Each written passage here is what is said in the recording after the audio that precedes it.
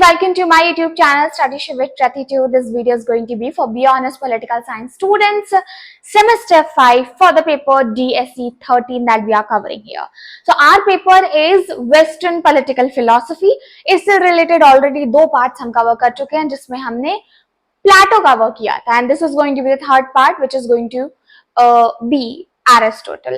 Now I was pretty much sure about it कि ये chapter आपका 4 parts में होगा, but I guess we can sum up this particular topic in only one part. तो chapter 1 के आपके 3 part है, क्योंकि पहले वीडियो में मैंने बोला था मैं 4 बनाऊंगी, हमें 4 की जरूरत नहीं है. अगर आपको इसके नोट्स चाहिए आप वेबसाइट पर चेकआउट कर सकते हैं. And let's get started with our today's session. So we have to talk about antiquity. Aristotle की बात कर रहे हैं. इंट्रोडक्शन सबसे पहले करते हैं. एरिस्टोटल सबसे पहली बात समझते हैं कि थे कौन. Aristotle was a student of Plato. He is also called as father of political science. Unlike Plato, एक जो डिफरेंस एरिस्टोटल में है कि एरिस्टोटल ने खुद कॉन्स्टिट्यूशन को पढ़ा था, आइडियाज ऑब्जर्व किए थे, तब जाकर के उन्होंने अपने कॉन्सेप्ट्स को दिया था. This is why Aristotle sound more empirical and practical in comparison to प्लेटो.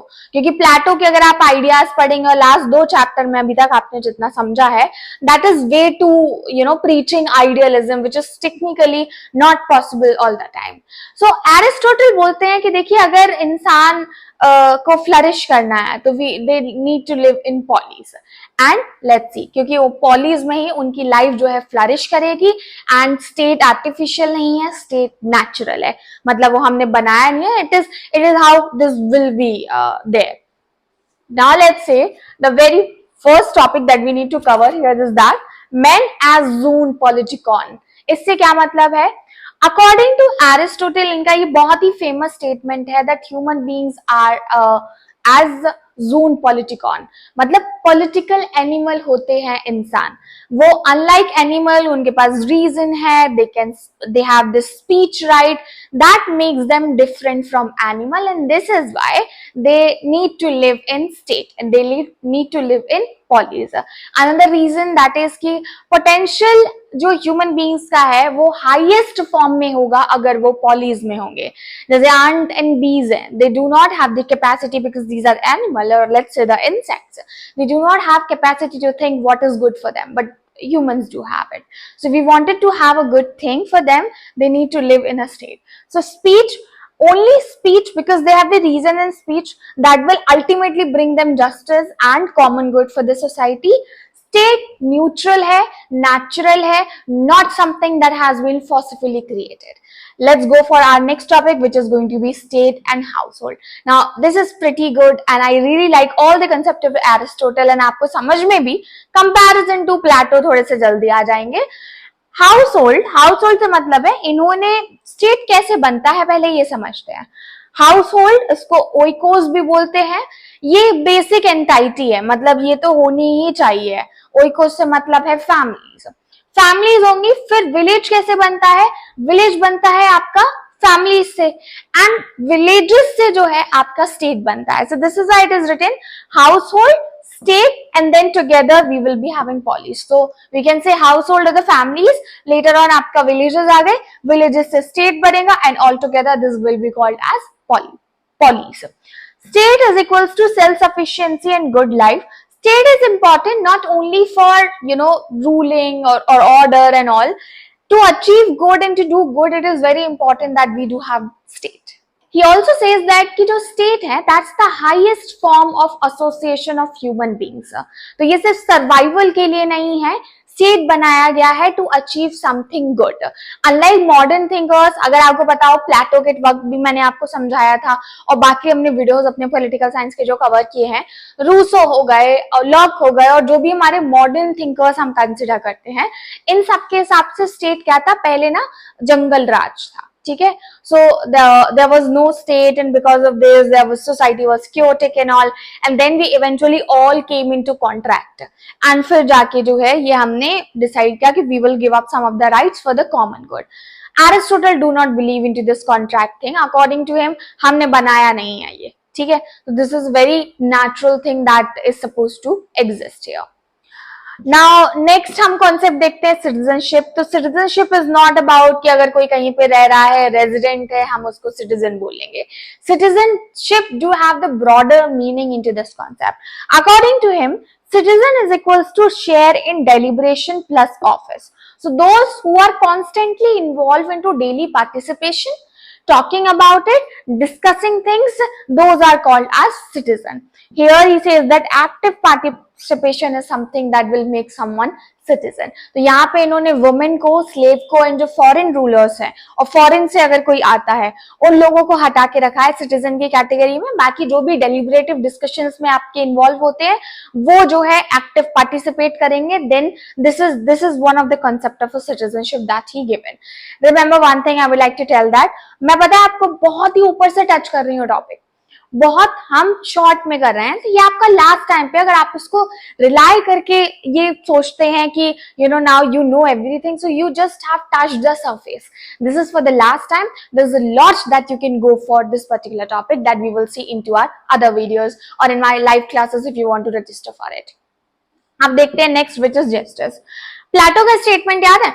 मैं प्लेटो का नाम इसलिए जिक्र कर रही हूं क्योंकि अगर आप कंपैरिजन फॉर्म में किसी भी टॉपिक को करते हैं तो वो आपको कंपैरेटिवली ज्यादा जल्दी याद हो जाता है इन कंपैरिजन और बिसाइड द थिंग जब आप एक इंडिविजुअल टॉपिक कर रहे हो। तो I am actually repeating 2-3 words that I just realized while talking to you all. Justice Plato ने बोला था when everyone is minding their own business. Although यहाँ पे एरिस्टोटल बोलते हैं जस्टिस इज नॉट जस्ट कि सबको इक्वली दे दिया आपने, this is not we call justice. Justice जो है इन्होंने सोसाइटी में दो तरीके के बताए हैं। तो अगर आप सोसाइटी में इक्वालिटी चाहते हैं, आप सोसाइटी वेल बैलेंस चाहते हैं, हार्मनी में चाहते हैं and wanted to make it more realistic, you need to go two ways. So there are two form of justice which he has talked about, one is distributive, another is corrective. Distributed ये है आपका merit base पे, जैसे कि officials हो गए तो वो जो पोजीशंस होल्ड कर रहे हैं वो अपने मेरिट के बेस पे कर रहे हैं, ठीक है। किसी को सैलरी मिल रही है, कोई किसी और तरह के काम में इन्वॉल्व है, नोबल्स हो गए and all, so these are on two basis what the merit they do have it, this is distributive one. Corrective one, society में जो इनजस्टिस बहुत टाइम से चला आ रहा है उसको फिक्स करने के लिए जो एक मेजर लिया जा रहा है, जो एक स्टेप लिया जा रहा है, वो करेक्टिव जस्टिस है। तो ये है आपका restore balance, something that was not equal initially. तो जैसे किसी को बराबर से मौका नहीं दिया जा रहा था, पर्टिकुलर सेक्शन को अवॉइड किया जा रहा है, we are going to talk about them in this category of corrective justice. We can say justice is the bond of society ensuring free and fair manner to everyone and bringing the harmony and that's it. Distributive and corrective के आप जो है कुछ examples लिख सकते हैं, अगर आपको समझ आते हैं आप मुझे comment section में बता सकते हैं। and in fact इनमें से कोई भी topic में अगर आपको लगता है कि you need to know bit more, I'm creating a short series तो मैं उसमें वो definitely cover करती हूँ। ahead with the topic virtue, तो virtue से मतलब है एरिस्टोटल के लिए choosing between the path of golden mean. अब गोल्डन मीन से क्या मतलब है? मतलब जो दो एक्सट्रीम है उनके बीच के रास्ते को इन्होंने गोल्डन मीन बोला है। करेज कहां से आता है? करेज आता है आपका between to cowardice and to rashness. Rashness and cowardice मतलब कायरता एंड टू निष्फिकर अबाउट द थिंग, उसके बीच का रास्ता है आपका courage. So always you have to choose the middle path in this thing, so need to go for golden mean. एक जो अच्छा सिटीजन होगा और जो अच्छा रूलर होगा, they always need to choose golden mean because politics is about creating a virtuous life for the society and that's it. So when you will be having the habit and reason, then you will achieve virtues. Next topic cover करते हैं अपना which is going to be regime. अच्छा ये बहुत important है, आप detail में कीजिएगा। मैं पर्टिकुलरली मोनार्की क्या होता है, एरिस्टोक्रेसी क्या होता है, एक एक कीवर्ड पे शॉर्ट वीडियोस बना दूंगी that you can go for, mostly students को क्योंकि नहीं समझ आता है। इन्होंने कुछ तरह के रेजिम्स बताए हैं कि कौन से बेटर होते हैं, कौन से नहीं होते हैं। फिर हम देखेंगे कि एरिस्टोटल ने कौन सा रेजिम जो है वो चूज किया है। तो करेक्ट इन्होंने बताए हैं जो सही है वो है monarchy. Monarchy when there is a rule by one, aristocracy when there is a rule by few, and polity when there is a mixed government. Okay, deviant like these are not considered as good according to Aristotle. तो tyranny when monarchy का एक form है but एक extreme वे में, ठीक है. Oligarchy, when there is a rule by, we can say, riches, or there will be also few people in this one. And democracy, as we know, the majority rule. अब इन्होंने सबसे घटिया form इसमें जो है, सबसे बेकार फॉर्म बताया है डेमोक्रेसी को. अगेन वही आपका सुकरात वाला पॉइंट आ जाता है, क्योंकि एक अच्छे खासे पढ़े लिखे समझदार इंसान को मेजॉरिटी रूल में अगर मिसगाइड कर दिया और कुछ फरमान ऐसे निकाल दिया तो उसको मारा जा सकता है. सुकरात के केस की हम बात कर रहे हैं. तो यहाँ पे इनके अकॉर्डिंग मेजॉरिटी है वो सही हो, वो जरूरी नहीं है. इसलिए इन्होंने एडवोकेट जो किया है, ये पॉलिटी प्रेफर करते हैं, वो आपका इस कैटेगरी में आता है. पॉलिटी द मिक्स्ड, जो आपका मोनार्की एंड एरिस्टोक्रेसी के बेसिस पे है. तो क्योंकि इसमें ना मिडिल क्लास रूल करती है आपकी, इसमें ऐसा नहीं है मुनाक रहता है, बट अगेन मुनाक के हाथ में सारी पावर्स नहीं रहती है. तो मिडिल क्लास रूल यहाँ पे जो है प्रिफर्ड है.